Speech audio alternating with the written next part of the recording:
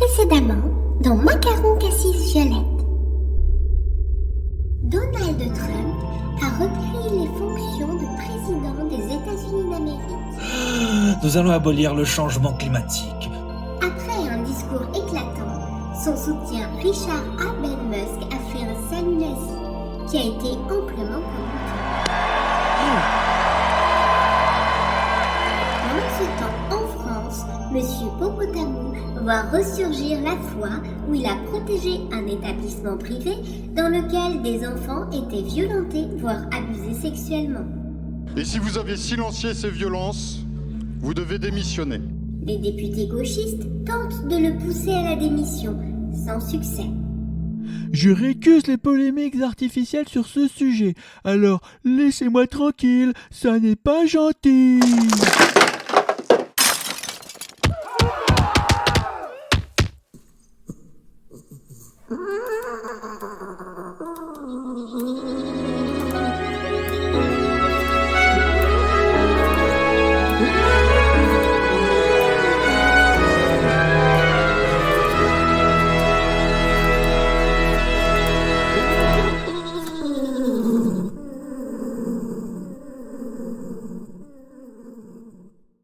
Maintenant qu'on a humilié Zelensky devant le monde entier, nous pouvons passer à la phase 2 de mon plan. Je veux dire, de notre plan. Lui couper tout son argent.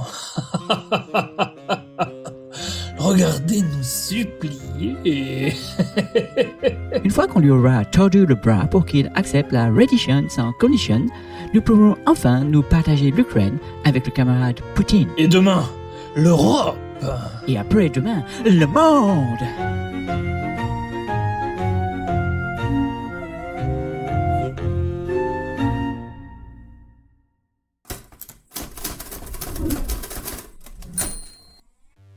Mesdemoiselles, mesdames et messieurs, bienvenue dans cette édition du Barbarie du Soir. L'affaire Betaram prend tellement d'ampleur qu'elle éclipse totalement l'actualité internationale. Pour faire le point sur les dernières évolutions, je reçois Monsieur le ministre du Reste. Bonsoir, Monsieur de Barbarie. Vous avez déjà réagi à ce sujet, mais pouvez-vous réagir à la réaction des gens qui ont réagi à votre réaction ? La vérité doit jaillir, c'est une évidence. Mais à qui profite la dénonciation de ce scandale maintenant ? Qui donc ? Eh bien, moi, je pense qu'il y a en Europe, en ce moment, des forces qui sont extra-européennes.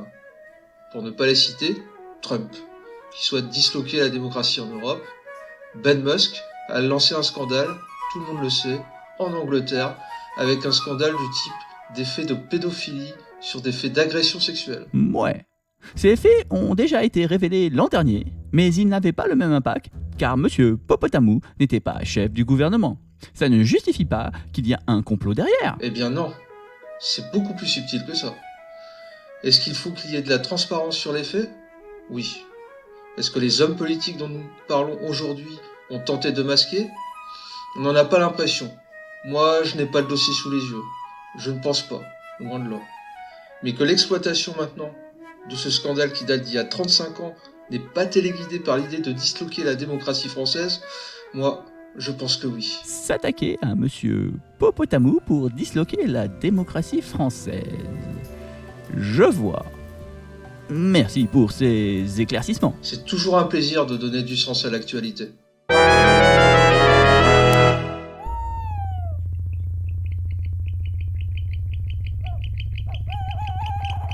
Ils ont redcon leur défense sur Betaram.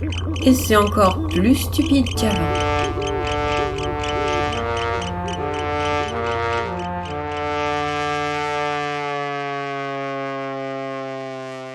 On voit bien de quoi il s'agit. D'habiller de mots les plus grands et les plus grandiloquents possibles de médiocre, médiocrissime, intérêt, minuscules intérêts électoraux, microscopiques intérêts de courant de congrès, et, ce faisant, je vous le dis comme je le crois, vous vous trompez. Mais pourquoi partez-vous ? Vous devez rester tranquilles et vous laisser insulter.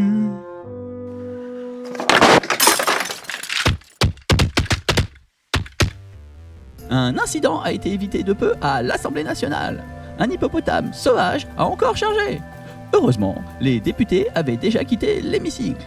On déplore uniquement la perte d'un pupitre.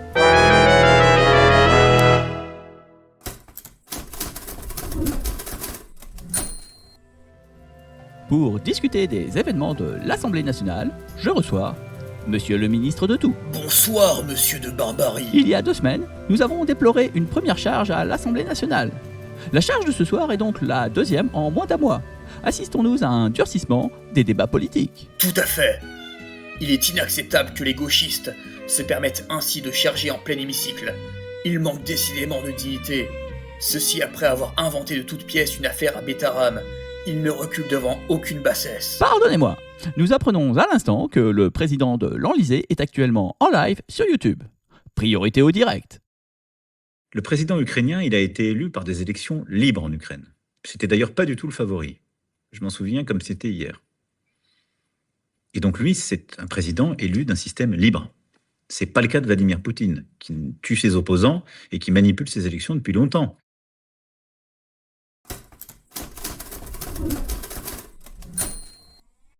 Pour réagir à ce brillant exposé géopolitique, je reçois Monsieur Richard Haben Musk. Bonsoir, Monsieur de Barbarie. Pour commencer, je tiens à préciser que je suis d'accord avec le président de l'Enlysée. Monsieur Poutine gère particulièrement bien la situation. Il ne me semble pas qu'il ait dit cela. Si, il a dit qu'il tue ses opposants et qu'il manipule les élections. Tant de décontraction force le respect. Parlons donc de l'affaire Bétaram. L'affaire Bétaram? Qu'est-ce donc? Une sordide affaire qui a eu lieu dans un établissement scolaire privé. Des élèves ont été physiquement maltraités et même abusés sexuellement. Il ressort que M. Popotamou était au courant des faits et s'est ingénié à protéger l'établissement. Aujourd'hui, l'affaire a éclaté au grand jour, mais M.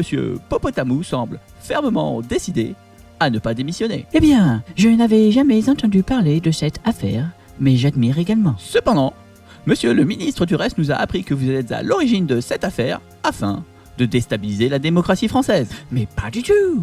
Enfin, nous sommes en effet en train de déstabiliser la démocratie, pas uniquement en France, mais dans toute l'Europe, afin d'instaurer la Fédération russe des États d'Europe. Mais pour Bétaram, c'est vous qui vous déstabilisez vous-même. Pardon? La Fédération russe des États de l'Europe? Mais oui, c'est notre projet. Oups! Haha! Vous êtes trahi! Mais non, voyons, nous agissons au grand jour. Personne ne s'oppose à nous. C'est juste que j'ai oublié ma pizza dans le four micro-ondes. Elle est probablement de nouveau froide.